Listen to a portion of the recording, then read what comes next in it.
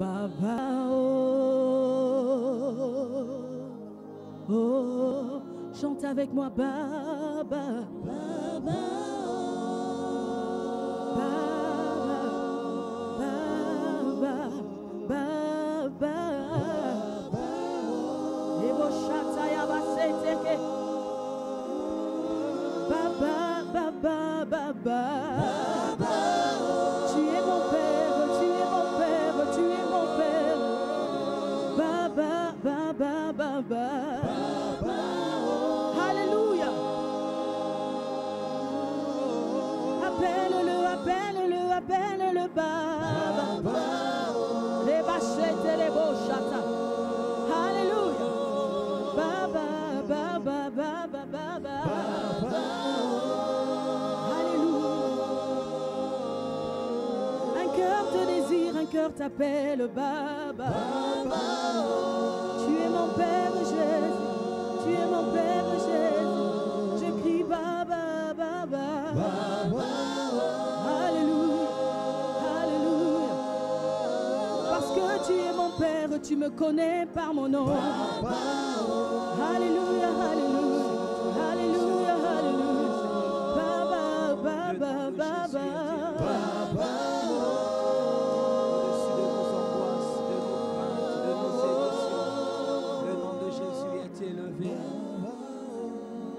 Au-dessus des principautés, ton nom est élevé, Seigneur. Le nom de Jésus est élevé. Rassemblés en ce lieu ce matin. Seigneur, nous voulons élever ton nom, célébrer ton nom. Sois le principal au milieu de nous, ô notre Dieu. Nous voulons manifester ta présence au travers de notre témoignage, de notre implication, Seigneur éternel, pour ton œuvre. Seigneur, que tout ce qui était en nous, ô notre Dieu, mais qui nous confessait point ta gloire, disparaisse ce matin et pour toujours, ô notre Dieu. Jésus, prends ta place au milieu de nous, prends ta place dans ma vie, prends ta place dans ma famille, prends ta place dans ma nation, prends ta place dans ce département, prends ta place dans cette ville, prends ta place, Jésus, que les autres noms disparaissent. Alléluia, alléluia. Que tous les autres noms disparaissent. Que les noms des idoles disparaissent. Alléluia. Que tous les autres noms disparaissent. Que toute forme d'incrédulité disparaisse du milieu de nous. Que tous les autres noms disparaissent. Que toute forme de paresse disparaisse du milieu de nous. Que tous les autres noms disparaissent. Que toute forme de méchanceté disparaisse du milieu de nous. Que tous les autres noms disparaissent. Prends ta place parmi nous, Seigneur. Que tous les autres noms disparaissent. Jésus, Jésus, alléluia, alléluia. Que tous les autres noms disparaissent. Jusqu'à ce qu'il n'y ait que toi. Alléluia. Merci Jésus. Tous les autres noms disparaissent. Jésus, prends ta place. Jésus.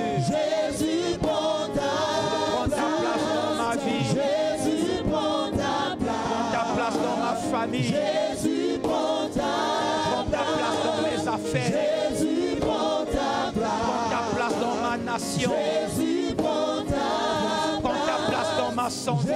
Jésus, prends ta place. Prends ta place dans mes émotions. Jésus, prends ta place dans mes convictions. Jésus, prends ta place. Ta place dans ma vie. Jésus, prends ta place dans mes affaires. Jésus, prends ta place. Ta place dans mon commerce. Jésus, prends ta place. Dans mes émotions. Jésus, prends ta place. Dans mes motivations. Jésus, prends ta place. Jésus, prends ta place. Jésus, prends ta place. Ta place dans ma nation. Jésus, prends ta place. Jésus, prends ta place. Jésus, prends ta place. Ta place dans mon ménage. Jésus, prends ta place. Jésus, prends ta place. Jésus, prends ta place. Ta place dans mon mariage. Jésus, prends ta place. Jésus, prends ta place. Jésus, prends ta place. Ta place dans mes projets. Jésus, prends ta place. Jésus, prends ta place. Jésus, prends ta place. Ta place dans la sous-région. Jésus, prends ta place. Jésus, prends ta place. Jésus, prends ta place. Au Congo-Brazzaville. Jésus, prends ta place. Jésus, prends ta place. Jésus, prends ta place. Au Congo-Kinshasa. Jésus, prends ta place. Jésus, prends ta place. Jésus, prends ta place. Ta place au Cameroun. Jésus, prends ta place. Jésus, prends ta place. Jésus, prends ta place. En Guinée équatoriale. Jésus, prends ta place. Jésus, prends ta place. Jésus, prends ta place. Prends ta place au Gabon. Jésus, prends ta place. Ta place en Angola. Jésus, prends ta place. Prends ta place au Tchad. Jésus, prends ta place. Sao Tomé Principe. Jésus, prends ta place. En Afrique centrale.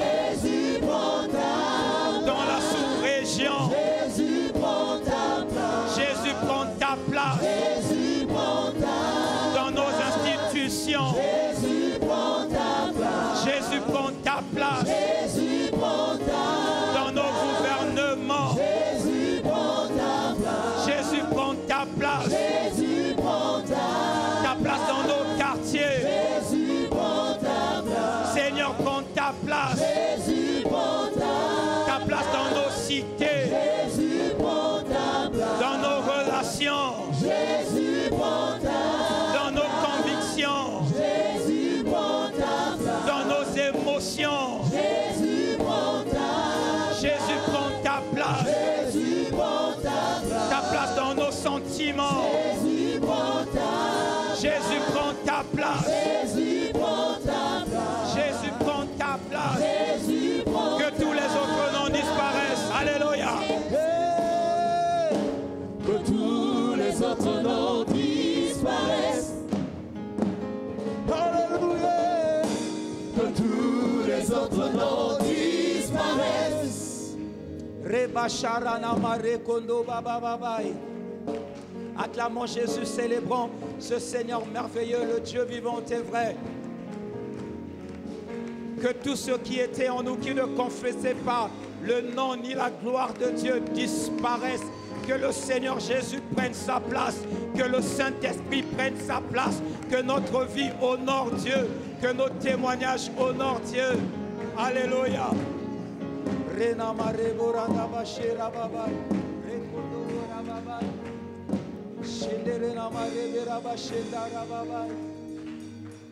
Jusqu'à ce qu'il n'y ait que toi, Seigneur. Prends ta place dans ma nation, prends ta place dans la sous-région, dans les institutions privées, publiques, étatiques, Seigneur, militaires, partout, Seigneur, prends ta place dans nos gouvernements, prends ta place, Jésus. Prends ta place, merveilleux Saint-Esprit. Nous bénissons ta présence, Seigneur. Nous honorons ta présence. Nous exaltons ta merveilleuse présence. Précieux Saint-Esprit, merci pour ton œuvre. Acclamons Jésus.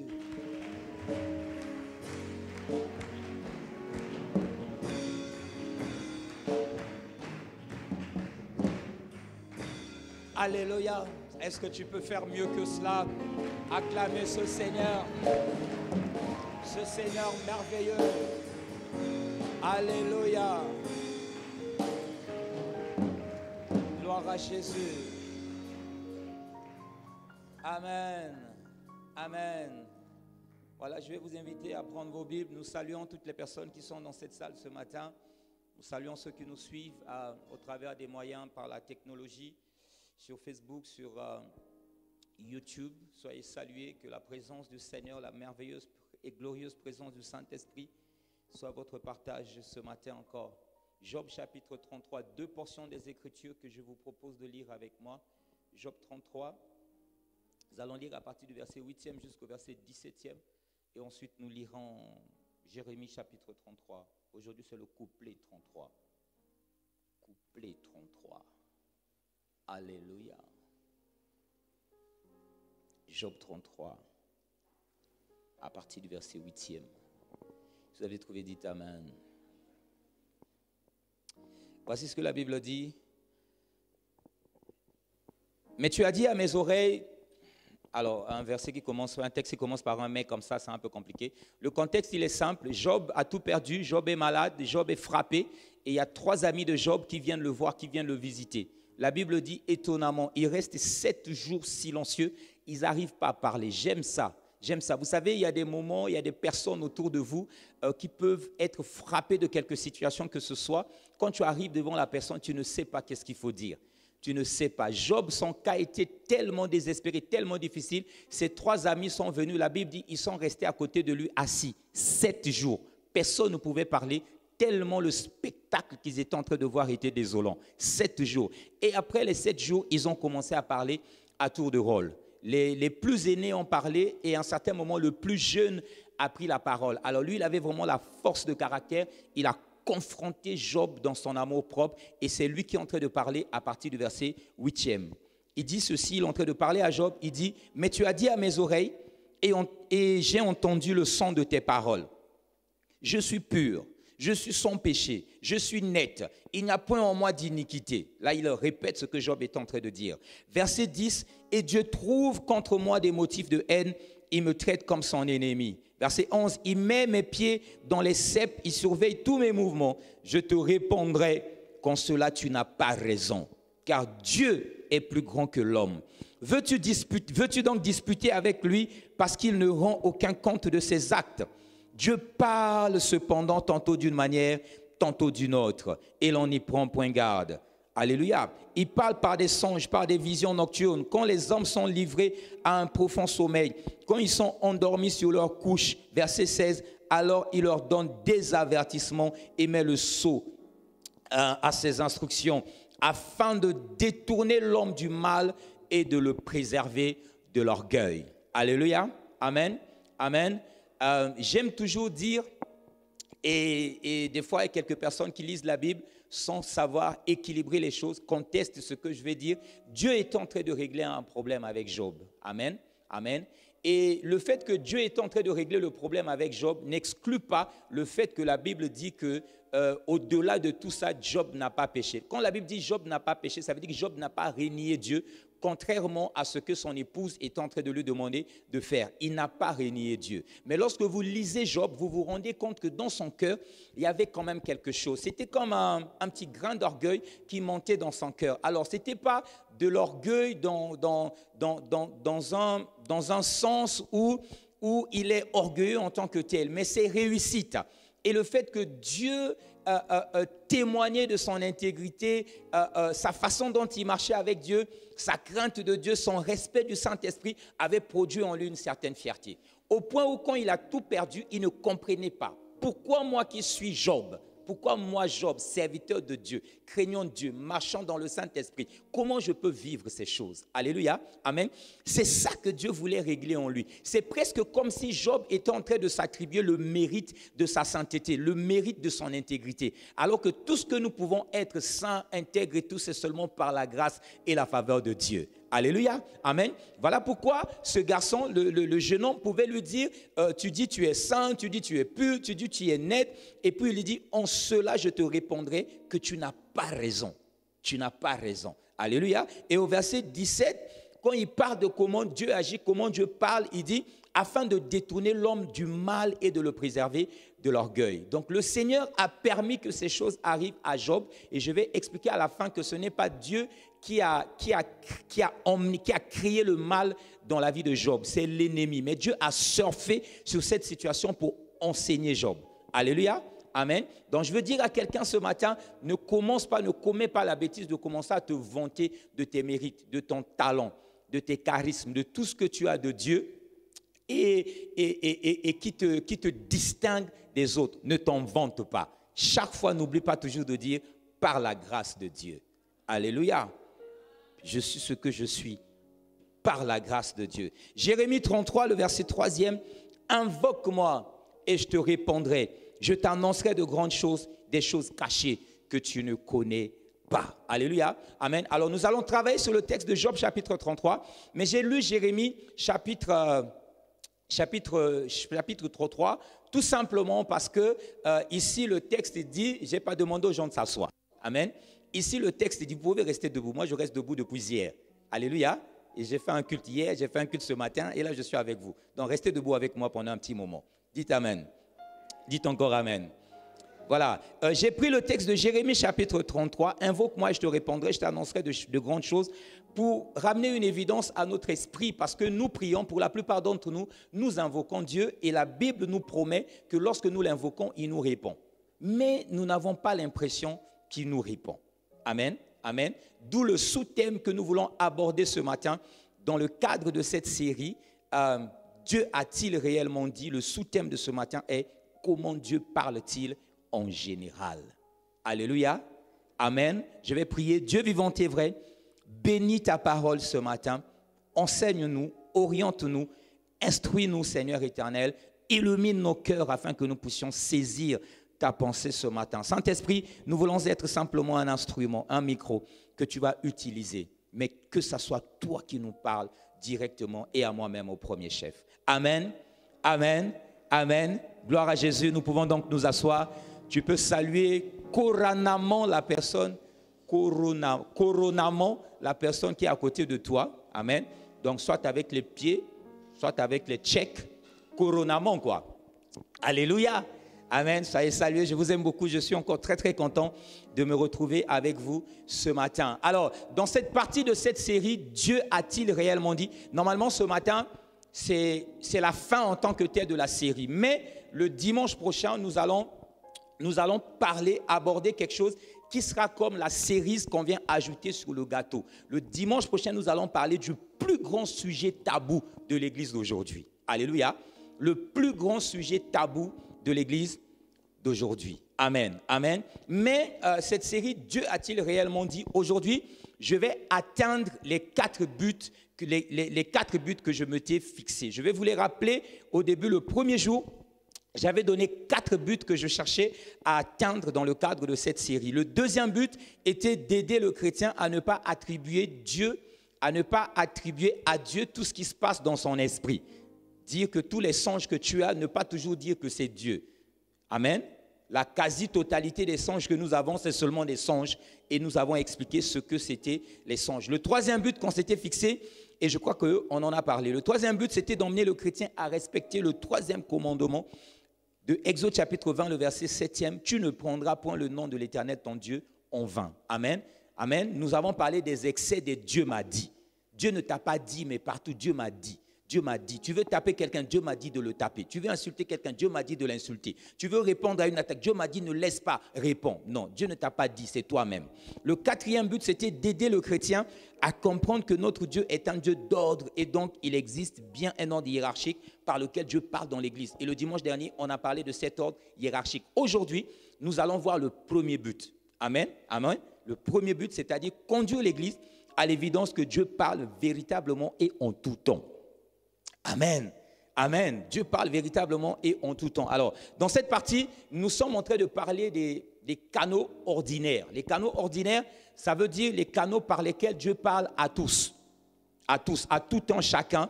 Pas besoin d'avoir un don particulier, don de prophétie, don de discernement des esprits, parole de connaissance, parole de sagesse, don des songes ou des visions qui sont aussi des dons en tant que tels. Amen. Pas besoin de ces canaux que nous appelons les canaux spéciaux. Pas besoin de ça, pas besoin de toutes ces grâces ou de tous ces dons spirituels que Dieu donne à certains mais pas à tous. Alléluia. Et donc certaines personnes se disent oui mais Dieu il donne à certains mais à moi il a donné quoi? Parce que Dieu il me parle pas. Nous voulons t'apprendre ce matin que Dieu te parle et il te parle en tout temps. Amen. Il ne te parle pas peut-être au travers des canaux spéciaux, la voix audible, la vision, les songes, prophéties, paroles de connaissance, paroles de sagesse et ainsi de ça. Ce sont des canaux spéciaux. Amen. Mais aujourd'hui, nous voulons parler des canaux ordinaires. Alors, je vais juste ouvrir une parenthèse.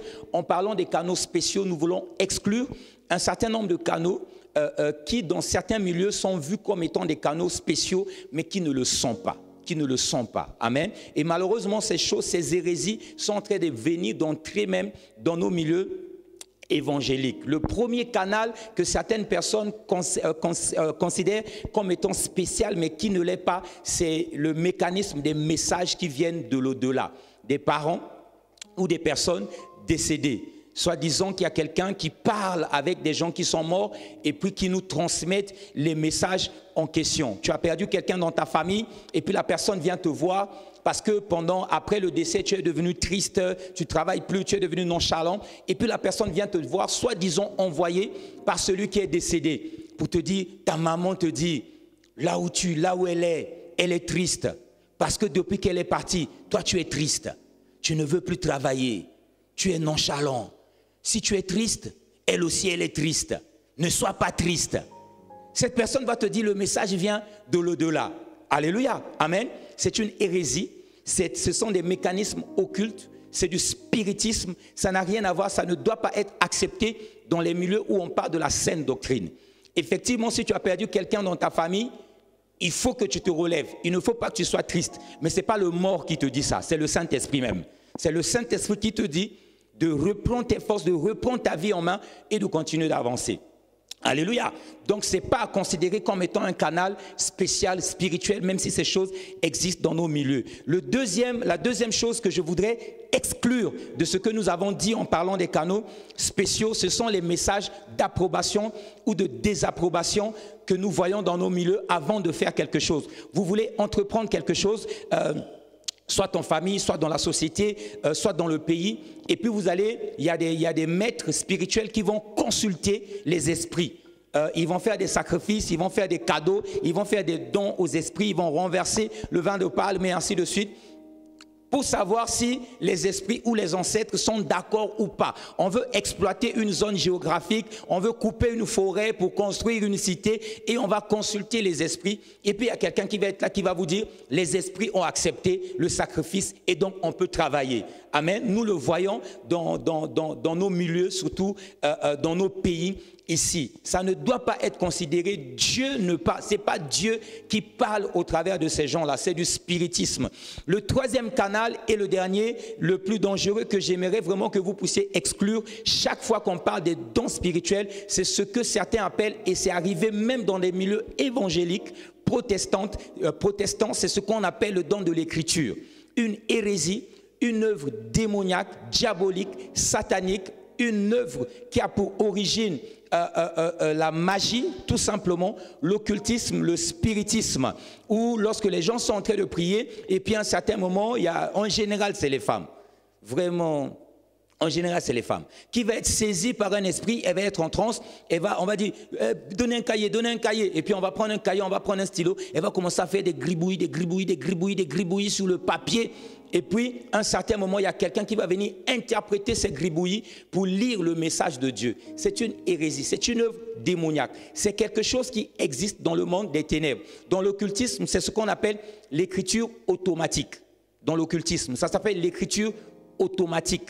C'est un mécanisme du spiritisme. Ça fait partie de la famille de l'hypnose. Il y a des gens qui travaillent ça, il y a des gens qui sont des occultistes, qui travaillent ces choses et qui ramènent ça au niveau des hommes. Et puis, on va dire, c'est le don de l'écriture. C'est l'écriture automatique, ça n'a rien à voir avec la saine doctrine. Vous ne devez pas accepter ces choses. C'est parce qu'il y a des gens qui ont eu un contact avec le monde des ténèbres et puis qui vont ramener ça dans des milieux soi-disant de prière.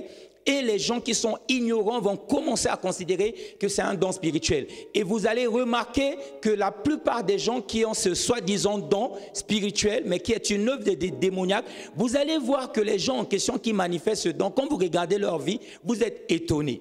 Vous êtes étonnés, adultère, toujours dans les mensonges, toujours dans les colportages, parfois même ancrés dans l'alcool et ainsi de suite, dans le mensonge, dans les commères. Et ce sont souvent des femmes comme ça que ce don-là va saisir en transe pour écrire.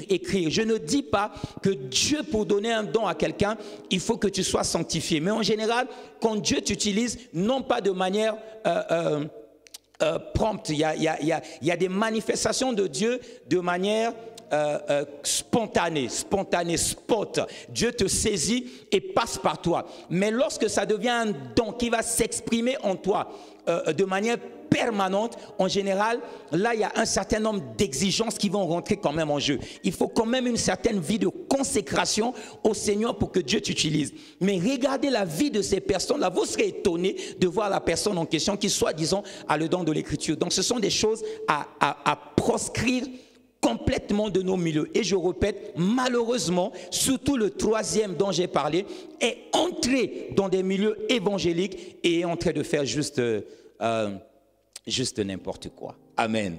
Amen. Amen. Mais ce matin, nous parlons des canaux ordinaires. Canaux ordinaires, pas besoin d'un don spirituel particulier, d'une compétence particulière pour entendre Dieu. Alléluia. Amen. Alors quand je reviens sur Job chapitre 33, le verset 14e uniquement, la Bible dit Dieu parle tantôt d'une manière, tantôt d'une autre, et l'on n'y prend point garde. Amen. Je vais ressortir 4 idées qui sont cachées derrière ce texte de Job chapitre 33, le verset 14e. Excusez-moi.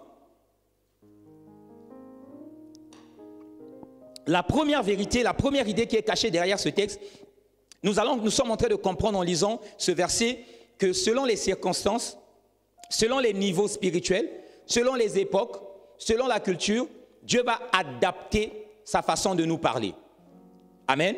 Il va adapter le moyen par lequel il nous parle afin que nous puissions véritablement le comprendre. Il va choisir un langage différent dans un milieu ou dans un autre, mais des fois pour dire la même chose. Dire la même chose, mais dans un langage différent. Il parle tantôt d'une manière, tantôt d'une autre. Alléluia. La deuxième idée qui est cachée derrière Job 33, verset 14e, c'est que nous comprenons que Dieu, pour nous parler, à un certain moment, va descendre à notre niveau de connaissance, à notre niveau de compréhension, afin que nous puissions mieux le comprendre. Alléluia. Amen. Dans la théologie systématique, c'est ce qu'on appelle les manifestations ou les révélations anthropomorphiques de Dieu. Anthropo, ça veut simplement dire l'homme. Quand vous entendez anthropologie, c'est l'étude de l'homme. Amen. Anthropo, c'est l'homme. Et puis, morphique, c'est la forme. C'est la forme, morphologie. C'est la forme. Donc, ce sont des révélations anthropomorphiques. Ça veut dire que Dieu va prendre, va utiliser des éléments humains, des éléments qui ont un sens dans notre entendement, dans notre compréhension, afin de nous faire passer le message. Par exemple, une des manifestations anthropomorphiques dans la Bible, vous allez voir, on va parler de la main de Dieu, on va parler du pied de Dieu, on va parler de l'oreille de Dieu, on va parler des yeux de Dieu. C'est parce que nous, on a des yeux, c'est parce que nous, on a des mains, c'est parce que nous, on a des pieds qu'on va nous parler ainsi. Alléluia, amen. Mais Dieu n'a pas des yeux, mais il voit. Alléluia. Il n'a pas d'oreille, mais il entend. Il n'a pas de narines. On parle le souffle de ses narines. C'est juste pour que tu comprennes. C'est une manifestation, une expression anthropomorphique. Ça va être encore une autre manifestation, révélation anthropomorphique. Ça va être par exemple qu'on va prendre, la Bible va parler, va descendre au niveau des structures sociales des humains pour nous expliquer quelque chose. On va parler d'un royaume pour que nous on comprenne. Parce qu'un royaume, on comprend. On va parler du trône de Dieu. Dieu est assis sur le trône. C'est de l'anthropomorphisme pour que nous puissions comprendre. On va nommer Dieu comme étant le grand guerrier. Amen. C'est parce que nous connaissons ce que c'est qu'un grand guerrier. Donc lorsqu'on dit Dieu est un grand guerrier, nous comprenons. Mais Dieu en fait ne prend pas des armes pour se battre. Ce sont des révélations, c'est prendre des choses qui concernent les humains afin de nous parler pour que nous comprenions mieux les vérités sur Dieu. Dieu, des fois, dans les révélations anthropomorphiques, va se manifester, par exemple, par certains éléments de la nature. Ça va être la fumée, ça va être la nuée. On voit la nuée, mais c'est Dieu. En fait, Dieu n'est pas une nuée. Dieu est invisible. Amen. On voit le feu. Moïse a vu le feu. C'était une manifestation de Dieu. C'est ce qu'on appelle les théophanies. C'était une manifestation de Dieu, mais ce n'est pas Dieu. C'est pour que nous puissions comprendre. Et le Seigneur Jésus lui-même aussi, il utilise des des mécanismes anthropomorphiques pour parler aux hommes. Il savait que les hommes dans son époque ne comprenaient pas lorsqu'il parlait des réalités du royaume de Dieu. Donc il ramenait les choses à la pêche, il ramenait les choses à l'agriculture, il ramenait les choses à la bergerie pour que les hommes puissent comprendre. Le royaume de Dieu est semblable à. Donc c'est prendre une vérité biblique et ramener ça au niveau de la compréhension des hommes. C'est ça qu'on appelle les révélations anthropomorphiques de Dieu. Amen. Donc la deuxième vérité, nous comprenons que Dieu, il descend à notre niveau de compréhension pour nous faire passer certaines vérités bibliques. La troisième idée qui est cachée derrière Job chapitre 33, le verset 14e, c'est qu'en général, l'homme ne capte pas le message de Dieu. Dites Amen. Dites encore Amen. En général, l'homme ne capte pas le message de Dieu. Parce que la Bible dit, Dieu parle tantôt d'une manière, tantôt d'une autre, mais l'on n'y prend point garde. Alléluia. En général, dans la plupart des cas, la quasi-totalité des fois où Dieu nous parle en utilisant des moyens que nous allons voir ici tout à l'heure, nous ne faisons pas attention. Nous ne captons pas le message de Dieu. La quatrième idée qui est cachée derrière, la dernière, qui est cachée derrière Job 33, verset 4. Alors quand je dis la dernière, c'est par rapport à moi. Toi, tu peux en sortir 100. Moi, j'en sors 4 par rapport à mon enseignement que je suis en train de faire. Alléluia. Amen. C'est que pour capter les messages de Dieu, il faut être attentif. Il ne faut pas être distrait. Alléluia. Amen. La version parole vivante traduit le verset 14e de Job 33 ainsi. Pourtant, Dieu parle de différentes manières, mais personne n'y fait attention. Pourquoi personne n'y fait attention? Eh bien, parce qu'il pense à autre chose. Parce qu'il est en train de regarder autre chose. Parce qu'il est en train d'entendre autre chose. Dieu nous parle, mais il entend autre chose. Alléluia. Au premier service, je donnais l'exemple, je dis, des fois je parle avec mon épouse, c'est arrivé encore avant-hier, et puis elle parle avec moi, elle se rend compte que j'ai ma tête ailleurs, parce que peut-être je regarde la télé. Et après, quand c'est comme ça, elle a une petite colère, elle va dire, bon écoute, finis ce que tu es en train de faire, et puis fais-moi signe. C'est parce qu'elle me parle, mais je pense ou je regarde autre chose. Du coup, je ne l'entends pas. Il va me dire, mais est-ce que tu entends ce que je te dis? Et puis je te dis, non, s'il te plaît, tu peux répéter. Dieu, c'est exactement la même chose. Il nous parle, il utilise certains canaux pour nous parler, mais on ne fait pas attention parce qu'on est distrait, parce qu'on pense à autre chose, parce qu'on regarde ailleurs, parce qu'on n'est pas attentif. Alléluia. Amen. Alors nous allons voir 7 canaux ordinaires par lesquels Dieu parle à tout homme. Tel que vous êtes ici, vous tous, Dieu vous parle par ces canaux-là. C'est vraiment pour vous rassurer que même si tu n'as pas un don spécial particulier, un don spirituel particulier, Dieu, il s'est mis des mécanismes pour te parler. Alléluia. Le premier canal par lequel Dieu nous parle, c'est par le moyen de sa parole. Dieu nous parle au travers de sa parole. Et là, c'est le canal par excellence. Si nous voulons entendre Dieu, nous pouvons juste plonger dans les Écritures. Et ici, à Au Standard pour Christ, nous avons donné la possibilité à tout le monde, 2 chapitres par jour, de plonger dans les Écritures, de faire des commentaires. Tous les 2 jours, vous avez Pasteur Germaine ou Pasteur Stevie Dibala qui font un travail de résumé extraordinaire de ce qui est dit. Mais je suis sûr que nombreux, ne lisent même pas leur texte.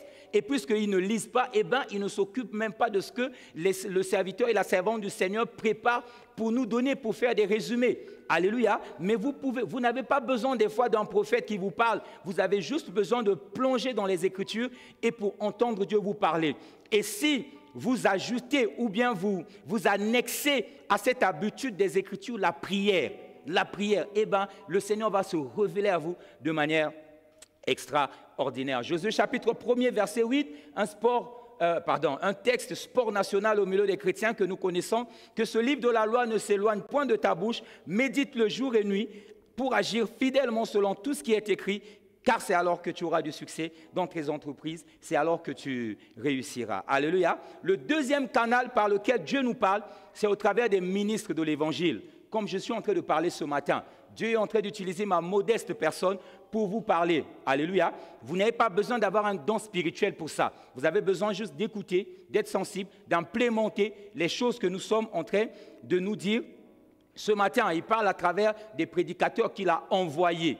N'oubliez pas ceux qui s'autoproclament. On en a parlé le dimanche dernier, mais qu'il a envoyé. Quand vous lisez Luc chapitre 16, le verset 19 du verset 19 au verset 31, là la Bible parle de ce récit du pauvre Lazare et de l'homme riche qui un jour arrive à mourir.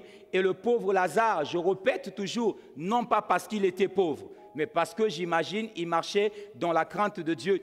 Il a été enlevé et conduit dans le sein d'Abraham. Et le riche, non pas parce qu'il était riche, alléluia, mais certainement parce que dans sa richesse, il méprisait la parole de Dieu. Et bien lui s'est retrouvé dans le séjour des morts. Et il était dans les tourments, il faisait tellement chaud dans le feu. Et un jour, il a vu, au travers de l'autre côté, il a vu Abraham, le père Abraham, et il a vu le pauvre Lazare, ce pauvre qui restait devant chez lui, sur qui de temps en temps il jetait quelques pièces de monnaie. Il a vu et il dit à Abraham, Père Abraham, demande à Lazare de traverser là où je suis, de plonger son doigt dans de l'eau, de venir afin de me rafraîchir même avec une goutte d'eau. Le Père Abraham lui dit, mon ami, ce n'est pas possible. Ce n'est pas possible. Dieu a mis une séparation entre vous et nous, de sorte à ce que vous n'arrivez pas vers nous et que nous n'allions pas vers vous. Alléluia, tu as eu tout ce que tu as eu dans la vie, mais tu avais méprisé le Seigneur, voilà pourquoi tu te retrouves là où tu es. Et Abraham lui a parlé d'un certain nombre de choses, et cet homme riche dit à Abraham, ok, si Lazare ne peut pas venir vers moi, est-ce que tu peux l'envoyer vers mes frères? J'ai mes frères, mes parents qui sont encore vivants. Est-ce que tu peux l'envoyer là-bas pour qu'il aille leur dire ce que tu es en train de me dire, pour qu'eux, ils ne viennent pas là où je suis? Parce que vraiment, ce lieu n'est pas un lieu qu'on peut recommander à quelqu'un. Abraham lui dit, tes pères, tes parents, tes frères, tes sœurs, ils n'ont qu'à écouter Moïse et les prophètes. Alléluia. Et l'homme qui était décédé dit à Abraham, non, certainement si quelqu'un revient des morts, ressuscite des morts et leur parle, ils écouteraient. Le père Abraham leur dit, s'ils n'écoutent pas Moïse, s'ils n'écoutent pas les prophètes, s'ils n'écoutent pas les prédicateurs, s'ils n'écoutent pas les enseignants de la parole, même si quelqu'un ressuscite des morts, ils n'écouteront pas. Alléluia. Amen. Cet enseignement veut dire, même si vous faites des choses extraordinaires qui éblouissent les yeux, si quelqu'un n'obéit pas à Dieu, en écoutant ma parole, même le jour qu'il va voir le pied de quelqu'un qui a été coupé, poussé, ce n'est pas pour ça qu'il va se convertir. Il va juste être épaté, il va faire waouh, il va venir à l'église pendant 1 semaine, pendant 2 semaines, 1 an après, il va repartir dans le monde. Parce que ce qui donne la foi, c'est ce qu'on entend. Alléluia, amen. Abraham lui dit, même si quelqu'un ressuscitait des morts, bien entendu, il est en train de parler de la révélation de la résurrection de Christ, même si quelqu'un ressuscitait des morts, s'il n'écoute pas les prédicateurs qui sont là-bas, eh bien, ça ne changera pas leur vie. Alléluia, amen. Troisièmement, le Seigneur nous parle par le canal de l'histoire. L'histoire. Alors, ça va être ton histoire à toi, ou bien ça va être l'histoire des personnes qui ont vécu à côté de toi. L'histoire des personnes que tu as connues. Peut-être que tu as vu vivre, ou bien tu as entendu. C'est ce qu'on appelle ici la sagesse acquise par l'expérience. Amen. Amen. Personne ne te le dit, mais tu observes ta vie dans le passé. Tu as eu à vivre un certain nombre de choses et subir les conséquences de ces mauvais choix ou de ces mauvaises choses, et là, personne ne viendra te dire « faire ça, c'est mauvais », puisque l'histoire t'enseigne que c'est mauvais. Tu as eu à voir quelqu'un qui a vécu à côté de toi, qui a eu à prendre un certain nombre de décisions mauvaises, et à un moment a eu à subir les conséquences de ces décisions. Eh bien, Dieu n'a pas besoin de t'envoyer un prophète. Tu sais que lorsqu'on prend ce genre de décision, on va subir de telles choses parce que tu as vu quelqu'un les subir. Alléluia, amen. Il y a un homme qui a dit de cette génération que lorsqu'on se relève d'une déconvenue, alors lui il parle d'échec, moi j'aime pas le mot échec, parce que pour moi l'échec c'est lorsqu'on a abandonné de réessayer. Amen, amen. Alors lorsqu'on fait quelque chose qui ne réussit pas, je préfère appeler ça déconvenue. Lorsqu'on se relève d'une déconvenue, on ne recommence jamais à zéro, on recommence avec l'expérience. Alléluia, amen. Tu ne recommences, si tu as fait le bac une fois, tu as manqué. Quand tu recommences le bac, tu ne recommences pas à zéro. Tu recommences avec l'expérience. Donc, tu as une certaine avance. L'histoire, ce que nous avons vécu, nous enseigne, nous fait acquérir une certaine expérience. Et nous, le Saint-Esprit s'est manifesté au travers de l'histoire des églises contemporaines pour nous donner les 12 standards. Alléluia. Le Saint-Esprit a fait comme un audit des églises qui n'ont pas résisté dans le temps, quelles sont les choses qui les ont manquées. Et le Saint-Esprit nous les a révélées comme étant les 12 standards de HSC. Pour nous dire, si vous faites comme eux, si vous ne faites pas aussi attention à ces choses, l'intégrité, la sainteté, la sanctification, la vie de prière, l'éthique, l'amour et la communion fraternelle, ainsi de suite. Si vous ne faites pas attention à ces choses, vous aussi, un jour, vous allez vous arrêter comme eux. Mais si vous faites attention à ces choses, si vous les implémentez, si vous les pratiquez, si vous les utilisez comme des garde-fous, eh bien, vous irez plus loin que les autres. L'histoire des autres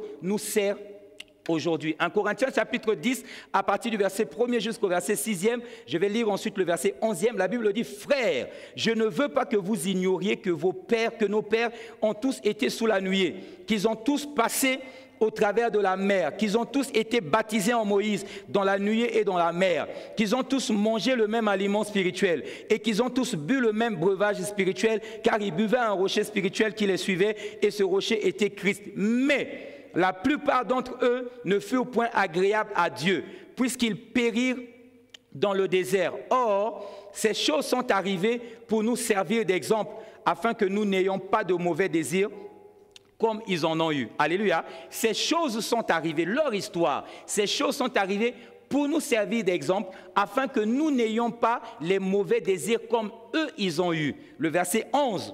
Ces choses leur sont arrivées pour servir d'exemple et elles ont été écrites pour notre instruction à nous qui sommes parvenus à la fin des siècles. On prend leur histoire, on nous la reporte dans la Bible, afin que nous voyions comment leurs erreurs les a conduits à la chute et que nous ne fassions pas les mêmes erreurs.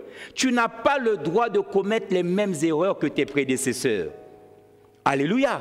Tu as vu les erreurs qu'ils ont eu à faire et tu as vu où ça les a menés. Tu ne peux plus commencer là où ils ont commencé eux. Tu dois commencer là où eux ils ont tiré des leçons.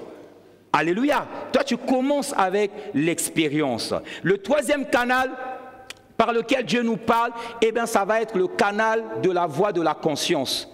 C'est ce qu'on appelle la voix intérieure. Ah, quatrième, hein? Amen. J'ai dit quoi? Non, quatrième. Quatrième. Ah, vraiment, vous suivez. Gloire à Jésus. Amen. Je vous aime beaucoup parce que vous suivez. Il nous parle au travers de la voix de la conscience. C'est ce qu'on appelle la voix intérieure. Cette voix qui te parle lorsque tu veux faire une erreur et puis tu entends la voix te dire « Mon ami, ne fais pas ». Lorsqu'on t'a fait du mal, tu veux te venger, tu entends cette voix te dire « Ne fais pas ». C'est Dieu qui te parle. Et ce canal est le plus délicat. J'aime toujours le dire. Pourquoi? Parce que quand Dieu dépose une pensée dans notre cœur, quand c'est pour nous encore, c'est moins grave. Mais déjà, à notre niveau, il faut pouvoir l'interpréter. Mais surtout, quand c'est un message qu'il faut livrer, délivrer aux autres, c'est encore plus compliqué parce que nous recevons le message par la voix de la conscience, mais là, avant que le message passe par notre bouche et soit transmis à notre environnement, il passe par nos émotions. C'est là le danger. C'est un peu l'illustration que je donne toujours de la SNE, la SNDE, d'accord, qui, en général, à la source, on voit de l'eau incolore. Je préfère dire incolore. Je n'ai pas dit potable. Incolore. Amen. De l'eau incolore. D'accord? Amen. Au moins, c'est incolore. Mais parce que les canaux sont vétustes. D'accord? Parce que les canaux sont rouillés. Quand l'eau va arriver à notre robinet, l'eau est maintenant colorée. Alors que c'était incolore à la source. Alléluia, amen. Mais parce que le canal n'est pas bon, le canal est rouillé, l'eau sort par le robinet et c'est maintenant coloré. C'est un peu roux. Amen. C'est exactement la même chose. Le message que tu reçois dans ton esprit, dans ta pensée est bon. La source est bonne. La source est Dieu. Mais lorsque tu délivres le message est influencé par ton état émotionnel. Par exemple, Dieu, il peut observer l'église et puis te donner un message pour te dire, dis à mon peuple, je ne prends pas plaisir à leur marche. Il faut qu'ils se répandent. Alléluia. Un message d'amour que Dieu te donne pour livrer au peuple. Mais si toi, tu es quelqu'un de colérique, tu aimes voir quand quelqu'un fait une faute, il doit payer pour sa faute. Tu viens, tu dis, Dieu a dit, répentez-vous, sinon il va frapper. Il va frapper. Dieu n'a pas dit qu'il va frapper. Dieu a juste dit qu'il ne prend pas plaisir à ce qu'on fait, qu'on se répande. Mais toi, parce que tu aimes voir les gens souffrir, Tu fais passer le message par tes émotions. Alléluia. Donc ce canal est un canal qui est très très délicat. Parce que ça va passer, avant de sortir, ça va passer par nos émotions. Si nous sommes jaloux, le message va être empreint un peu de jalousie. Si nous sommes immatures, eh bien ça va toucher notre immaturité avant de sortir. Alléluia. Amen. C'est un canal que Dieu utilise, mais qui est un canal très délicat. Voilà pourquoi, à cause de cette délicatesse, la Bible dit dans 1 Jean chapitre 4, le verset 1er, que nous ne devons pas ajouter foi à tout esprit, mais que nous devons sonder les prophéties. Amen. Amen. Nous devons sonder les messages que nous recevons. Quelqu'un peut peut-être même être un prophète, mais s'il n'a pas travaillé sur ses émotions, il peut vous tuer. Dites Amen. Dites encore Amen. Il peut vous tuer. Un prophète qui n'a pas la sagesse est un tueur. Est un tueur. Alléluia. Et on en a vu des comme ça. Cinquièmement, Dieu nous parle à travers la manifestation des signes extérieurs. Un autre canal dangereux, un autre canal délicat. Les signes extérieurs. Et si nous ne sommes pas distraits, si nous sommes attentifs, nous pouvons entendre Dieu nous parler en observant les choses qui se passent à l'extérieur. J'ai donné cette illustration au premier service qu'il y a quelques années, alors qu'au Standard pour Christ était encore dans sa genèse et avec tous les challenges qu'on a eus, on les a encore, en général un peu plus compliqués encore aujourd'hui, parce que plus vous grandissez, plus vous êtes confrontés à des situations beaucoup plus compliquées. Et bien, il y avait une situation dans l'église et il y a des bien-aimés autour de moi qui sont venus me voir pour dire, pasteur, là il faut frapper. Là, on doit durcir. Et puis je leur ai dit, les gars, je vais prier. Et j'ai prié. Cette fois-là, le Seigneur ne m'a parlé ni par un songe, ni par une vision. Rien du tout. Rien du tout. Je n'ai pas entendu la voix de Dieu. Je n'ai pas vu une vision. Alors, lorsque c'est comme ça, quand je suis en prière, je dis, OK, Seigneur, j'ouvre tous mes capteurs. C'est ce que je fais, c'est ce que je dis. Seigneur, j'ouvre tous mes capteurs. Ça veut dire, les sens que j'ai, je les aiguise maintenant pour capter le message de Dieu. Et quand c'est comme ça, je deviens très attentif, très observateur. Parce que je sais que Dieu peut passer par un vent. Alléluia. Des fois, ça peut être un vent violent. Des fois, ça peut être un vent doux, léger, comme des murmures. Alléluia. Alors, je me tiens devant chez moi et puis je vois un groupe d'enfants en train de jouer. Et il y a deux qui veulent se prendre en main. Ils veulent se battre. Mais vraiment des enfants, hein, 9 ans, 10 ans par là. Un groupe, ils sont en train de s'amuser et puis pouf, il y a deux qui veulent se battre, se bagarrer. Et il y a l'un d'eux, pendant que les deux veulent se bagarrer, il y a l'un d'eux qui parle. Il dit quelque chose. Il dit quelque chose qui n'a rien à voir avec la situation que j'étais en train de gérer dans l'église. Mais quand il dit quelque chose, l'esprit m'aide à faire un parallèle entre ce qu'il dit et ce que moi je dois faire. Alléluia. Séance tenante, je dis waouh, Dieu m'a parlé. Alléluia.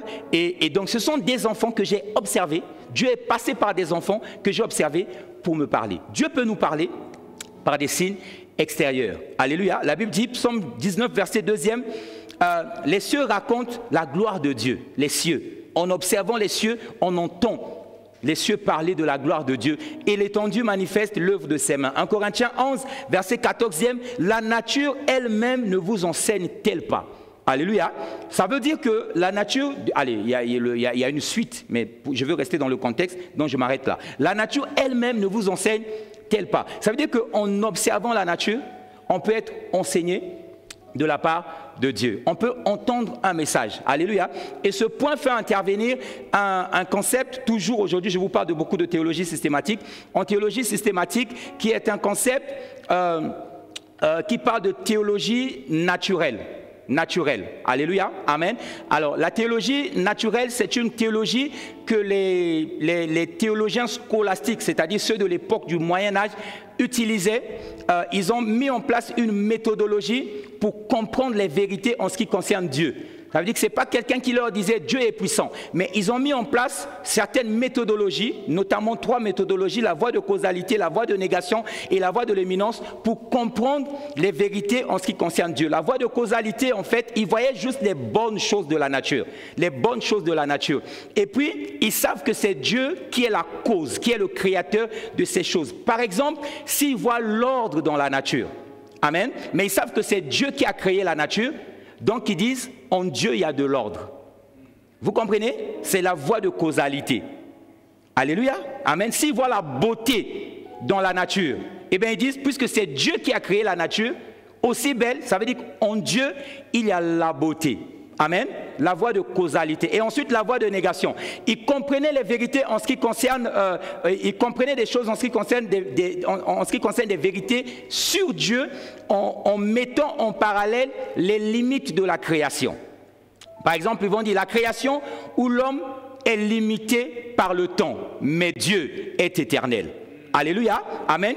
La création où l'homme est limité dans l'espace, mais Dieu est infini. Voie de négation. Alléluia. Donc, au travers de ce qu'ils observent, ils déduisent des choses en ce qui concerne Dieu. Et ensuite, la voie de l'éminence, tout à fait simple. Ils regardent les phénomènes de la nature, ils regardent les phénomènes puissants de la nature, la pluie, les orages, les volcans, les tremblements de terre. Ils voient la puissance de ces choses. L'homme ne peut pas résister à ces choses et ils se disent, le Dieu qui a créé ces choses, il est encore plus puissant. La voie de l'éminence. Alléluia. Donc, ils découvraient Dieu en observant la nature. Les théologiens de cette époque au Moyen-Âge. Alléluia. Amen. Et j'aime toujours dire, c'est un peu dangereux parce que c'est cette méthodologie qui a emmené aussi dans certains lieux certaines déviations. Ça veut dire que les gens observent la nature et puis, au lieu de voir Dieu au travers de ces choses, ils commencent à voir ces choses en Dieu. C'est façon de parler. Ils voient le soleil, au lieu de voir la grandeur de Dieu qui est le créateur de ce soleil, ils commencent à voir une divinité dans le soleil. Ils commencent à diviniser le soleil, diviniser la pluie, diviniser les phénomènes de la nature. Non, les phénomènes de la nature, si on les observe, dans le cas de la théologie naturelle, c'est juste pour imaginer la grandeur de Dieu qui a créé toutes ces choses. Alléluia. Amen. Alors, c'est quoi? Sixièmement, Dieu nous parle au travers des conseillers. Tu n'as pas besoin d'un don spirituel. Tu n'as pas besoin d'un don spirituel, les conseillers. Il y a des gens autour de toi, quelqu'un peut te donner un conseil. Alors ce que je veux dire ici, c'est que cette personne peut même être païenne. Ce n'est pas forcément quelqu'un qui connaît Dieu. Cette personne peut être inférieure à toi. Amen. Lorsque je suis à l'église, et des fois on organise des activités, des fois il y a un enfant à qui on va donner la parole. Et moi je fais toujours cette prière, je dis Seigneur, parle-moi au travers de cet enfant. Je ne me dis jamais, à mon niveau, un enfant comme ça ne peut pas me parler. Amen. Je dis toujours, parle-moi au travers de cet enfant. Certainement parce que je tire cette expérience de ma propre vie lorsque mon pasteur, l'apôtre François Belletoko, a vu en moi un ministère de la prédication et tout de suite, dans ma jeunesse, dans la foi chrétienne, il m'a lancé dans la prédication. Le premier jour où j'ai prêché dans mon ancienne église, certains anciens qui étaient là sont sortis de la salle. Pendant que j'étais en train de prêcher, ils sont sortis de la salle. Ils sont allés se mettre dehors pour dire, un enfant comme ça ne peut pas nous parler. Alléluia. Qu'est-ce qu'on va apprendre? Le pasteur, il fait quoi? Il met maintenant un enfant comme ça pour nous parler. On l'a vu arriver là et tout, c'est lui qui nous parle. Le jour en question, pendant qu'ils étaient dehors, moi je n'étais pas là, on m'a dit. Maintenant, les gens qui étaient en train de sortir leur ont dit, ce qui s'est passé à l'intérieur là-bas. Amen. Amen. C'était un enfant, mais ce qui s'est passé à l'intérieur là-bas, il n'y a que Dieu. Ça veut dire que l'homme de Dieu, il pouvait le voir, mais les autres ne l'ont pas accepté. Et moi, quand je vois un enfant parler, ou n'importe quelle personne qui parle de la parole, je reste juste tranquille, je dis Seigneur, dans ce qu'il est en train de dire, il y a un petit détail qui peut m'enseigner. Et laisse-moi capter ce détail-là. Laisse-moi capter. Je le fais systématiquement quand j'écoute un message. Alléluia. Amen. Amen. Nous avons vu Moïse... Allez. Priez pour moi. Exode chapitre 18, où on en a parlé le dimanche dernier, Moïse qui parle avec Dieu. Il parle avec Dieu. Mais Jéthro quand même, qui n'a jamais entendu la voix audible de Dieu, peut aider Moïse au travers d'un conseil. Alléluia. Amen. Dieu peut te parler par un conseil, même de quelqu'un qui n'est pas spirituel comme toi. Sois attentif, ne rejette pas les conseils qu'on te donne. Amen. Il peut passer par ton chef même qui ne croit pas en Dieu. Ce jour-là, il vient, il est calme et puis il te parle. Si tu es sensible, tu sais que là, c'est Dieu qui me parle. Amen. Proverbe 11, 14, quand la prudence fait défaut, le peuple tombe. Mais le salut, ou bien lui second dit, et le salut est dans le grand nombre des conseiller. Alléluia. Amen. Amen. Accepte les conseillers. Accepte qu'on te donne des conseils. Dieu, en général, peut te parler, peut te transmettre de la sagesse au travers des conseils. Tu n'as pas besoin d'un don spirituel pour ça. Donc toi qui es en train de te plaindre pour dire, oui, le pasteur tout le temps, il dit, j'ai une vision. J'ai une vision. Et du reste, cette nuit, j'ai eu une vision pendant que j'étais en train de prier. Bon, allez, je ne vais pas donner cette vision. Je la donnerai prochainement. Je vais cadrer cette vision certainement avec quelque chose que j'aurai envie de dire. Mais le Seigneur m'a montré une vision énorme vers 5 heures du matin quand j'étais en train de prier. Mais je crois que l'Esprit me retient de vous le partager. Ce n'est pas encore le moment. Amen. Amen. Alors, 7e, et puis quelqu'un dit, mais pourquoi tu as dit ça? Parce que je croyais que c'était le moment de vous en parler jusqu'à ce que je me sente retenu. Amen. 7e, Dieu nous parle à travers les épreuves de la vie. Les épreuves de la vie. Dieu va nous parler à travers les épreuves de la vie. Il va utiliser cette méthode, par exemple, quand il est en train de vouloir briser l'orgueil de Job. Il a utilisé cette méthode. Amen. Amen. Par exemple, pour l'enfant prodigue, le fils prodigue, Luc chapitre 15, pour vouloir détruire sa stupidité, Dieu lui a parlé au travers des épreuves. Il était stupide et il a vécu un certain nombre de choses dans sa vie et puis il revient au Seigneur. Alors, là, il est important que j'ouvre une brèche pour dire, ce n'est pas Dieu qui envoie les épreuves dans ta vie. Dieu n'envoie jamais les difficultés dans la vie de son enfant.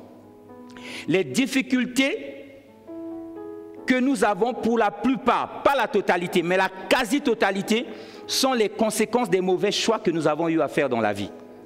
Amen. Mais Dieu va surfer sur les difficultés en question pour nous enseigner. Ce n'est pas lui qui est l'origine de la difficulté, c'est nous-mêmes. La Bible dit, dans Jacques chapitre 1er, à partir du verset 13e, que personne lorsqu'il est tenté ne dise « c'est Dieu qui me tente ». Car Dieu ne peut être tenté par le mal et il ne tente lui-même personne. Mais chacun est tenté quand il est attiré et amorcé par sa propre convoitise. Puis la convoitise, lorsqu'elle a conçu, enfante le péché.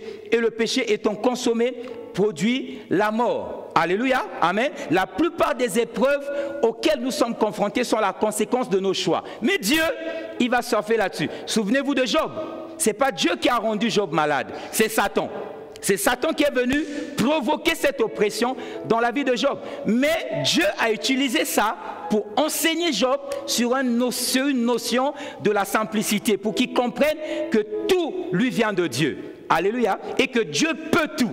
Dieu peut tout. Et du reste, à la fin, Job dit, je sais maintenant que Dieu peut tout. Alléluia, amen. Donc il a reçu un enseignement qu'il n'avait pas avant. Mais le problème, ce n'est pas Dieu qui était la cause, c'était Satan. C'était Satan. Mais Dieu a utilisé cette situation pour lui parler. Donc il y a des épreuves, il y a des difficultés, des blocages que nous avons dans notre vie. Si nous sommes attentifs, Dieu va nous parler au travers de ces situations-là. Alléluia. Alors, avant d'atterrir, ce que je voudrais dire ici, c'est que lorsqu'il s'agit des canaux ordinaires par lesquels Dieu nous parle, il y a quand même une condition. Il faut que nous soyons aiguisés. Il faut que nous soyons des hommes qui sont longs à parler, mais qui sont prompts à écouter. Il faut que nous soyons des hommes qui observent, des observateurs. Si nous sommes agités, nous n'allons pas capter le message de Dieu. Nous n'allons pas le saisir. Si nous parlons beaucoup, nous n'allons pas entendre Dieu nous parler. Alléluia. C'est ceux qui sont calmes. Quand je parle de calme, c'est des gens qui sont attentifs, qui peuvent observer les choses qui se passent autour d'eux. Quelqu'un peut venir lui dire, pasteur, est-ce que tu as une minute pour moi? Et puis je n'avais pas rendez-vous avec la personne. Et puis je peux dire, ah non, je n'ai pas rendez-vous avec toi. Et puis il y a comme une pensée au fond de moi qui me dit, écoute-le quand même. Écoute-le, peut-être qu'il t'emmène un message. Et puis j'écoute la personne. Si je suis sensible, et des fois tu vas voir, Dieu m'a parlé au travers de cette personne. Donc il faut développer, il faut aiguiser un certain nombre d'attitudes que nous allons avoir pour capter, pour avoir ce que moi j'appelle des capteurs qui sont ouverts. Des capteurs ouverts. Tu observes et tu reçois un enseignement. Tu entends, tu reçois un enseignement. Alléluia. Amen.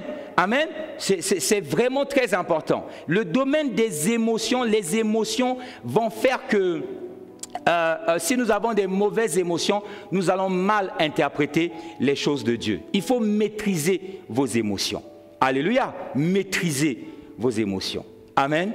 Amen. Amen. Parce que si tu ne maîtrises pas tes émotions, mon ami, tu peux faire des erreurs. Tu peux faire des graves erreurs. J'ai donné une petite illustration pour rigoler un tout petit peu dans le premier service que je vais vous donner aussi. C'est qu'en général, par exemple, les gens qui... alors, ce n'était pas dans ce point que j'ai donné cet exemple, mais je vais vous le donner et je vais faire un lien. En général, les gens qui sont nerveux, qui sont colériques, par exemple, ils pensent qu'ils peuvent taper tout le monde. Qui est ici qui pense qu'il peut taper tout le monde? C'est pour ça qu'on dit que la colère est une courte folie. Et surtout ceux qui conduisent des voitures, tu as ta voiture personnelle, tu crois que tu peux taper tous les taximens. Quand tu es en train de conduire, quand un taxi fait une erreur, et puis tu as envie de descendre pour le taper. Et hier, du reste, quand on a fini le culte de l'église de samedi ici, vers 19h, on est en train de rentrer à la maison. Je me suis fait conduire par mon fils Dorian, Niki, et on était en train d'arriver, on est arrivé quelque part, il y a un taximan qui a fait ce que les taxis font toujours. Et j'ai vu Dorian faire ça. H.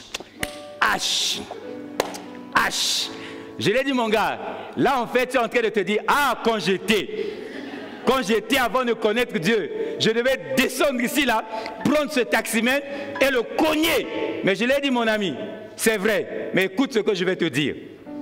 Un jour, il y a quelques années, j'ai pris un taxi. Moi-même, je croyais ça aussi. Quand j'étais dans ma voiture, quand un taximan, je dis, mais celui-là, j'ai envie de le boxer. Et puis un jour, je prends un taxi. Je rentre dans le taxi. Je regarde le chauffeur, il me voit et dit, oh, mon petit, je regarde comme ça. Un grand que j'ai connu, à un certain moment dans ma vie, lorsque j'avais, pour une courte période, laissé le taekwondo, j'étais allé faire le Shotokan, c'était les grands maîtres qui nous avaient reçus. Lorsque vous entendez des Diables Rouges karatéka qui étaient médaillés à Dakar, qu'on appelle les médaillés de Dakar, il fait partie de ceux-là. Comme on est en direct, je ne vais pas dire son nom, mais au premier service, j'ai dit son nom. Il fait partie de ceux-là. Alléluia, amen.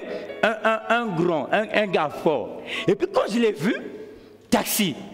Maintenant, je ne l'ai pas parlé au fond de moi. Je vous dis, Dieu vous parle tantôt d'une manière, tantôt d'une autre. Au fond de moi, je me suis dit, ah! Donc, tous les taximens, il ne faut pas blaguer. Imagine que je ne connaisse pas ce maître ceinture noire 7e dan. Je ne le connais pas, et puis il fait une erreur. Maintenant, je sors de ma voiture, je dis maintenant pour le baffer, pour le taper. J'ai dit à Dorian, il dit, papa, là, il va te faire ta chose propre. Amen. Donc, qu'est-ce qui se passe? J'ai tiré une leçon au travers d'un fait divers. Au fond de mon cœur, je me suis dit, ah! Donc, il ne faut pas se croire fort que tous les autres, parce que tu ne sais pas l'autre c'est qui. Parce que moi, je le connaissais, mais il y a beaucoup de gens qui ne le connaissent pas. Alléluia, amen. Surtout qu'à l'époque où eux, ils étaient des champions, il n'y avait pas Internet et tout, donc leurs visages ne sont pas vraiment connus. Laisse les phénomènes, les histoires de la vie t'enseigner. Dieu parle tantôt d'une manière, tantôt d'une autre. Mais en général, on n'y prend point garde. En général, on ne fait pas attention. Si tu fais attention, tu entendras souvent Dieu te parler. Alléluia, amen. Si nous oublions tout ce matin, dans le cadre de cette série, j'aimerais que vous puissiez retenir cette portion en takeaway, que je veux que vous partiez avec vous, cette portion à emporter en quelques mots. Alors, je crois que ça ne va pas être au tableau, je ne sais pas, c'est pas grave. Dieu nous parle tantôt d'une manière, tantôt d'une autre. Le takeaway sera publié sur nos canaux habituels. Dieu nous parle tantôt d'une manière, tantôt d'une autre, mais notre niveau de connaissance, notre état d'âme, notre maturité spirituelle ou émotionnelle vont être déterminants pour saisir son message, le comprendre et surtout bien l'interpréter pour notre vie et notre entourage. Car tel est le cœur d'un homme, telle sera sa compréhension des choses. Dieu peut te donner un bon message, mais tu vas mal le comprendre parce que ton cœur est mauvais. Proverbe 83, garde ton cœur plus que toute autre chose, car c'est de lui que viennent les sources de la vie. Acclamons Jésus, mettons-nous sur nos pieds, les chants vont venir. Est-ce que tu peux apprendre à te taire pour entendre Dieu te parler? Peut-être que tu n'as pas un don de vision comme le pasteur. Peut-être que tu n'as pas un don des songes comme moi. Peut-être que tu n'as pas un don de prophétie, parole de connaissance, parole de sagesse, interprétation, discernement des esprits comme le pasteur. Mais Dieu te parle aussi, tu n'es pas épargné. Il t'aime et il te parle en tout temps. Mais c'est parce que tu ne sais pas te taire. C'est parce que tu ne sais pas l'observer. C'est parce que tu ne sais pas l'écouter. Dieu te parle en tout temps. Il te parle certainement. Même toi qui es venu pour la première fois dans cette église ce matin, Dieu te parle souvent. Il te parle en utilisant plusieurs canaux. Apprenons à nous taire afin d'écouter le Seigneur nous parler.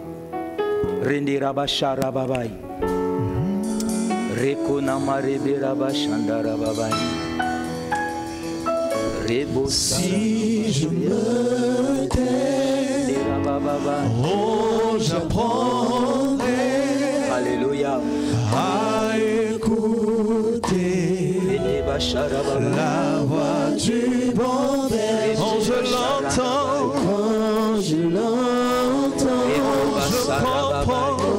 je comprends qu'il a payé pour ma liberté. Si je me tais, j'apprendrai à écouter la voix du bon berger. Quand je l'entends,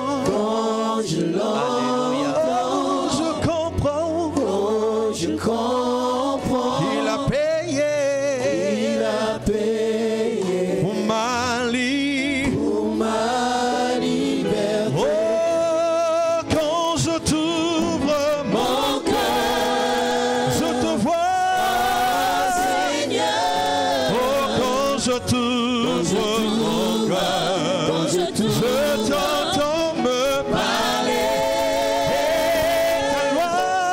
Ta loi toujours demeure, et ta vie à chaque couleur comme un torrent. Quand je t'ouvre mon cœur, je te vois, Seigneur. Oh, quand je t'ouvre mon cœur, je t'entends me parler. Et ta loi toujours demeure, et ta vie à chaque couleur comme un torrent, et ta vie à chaque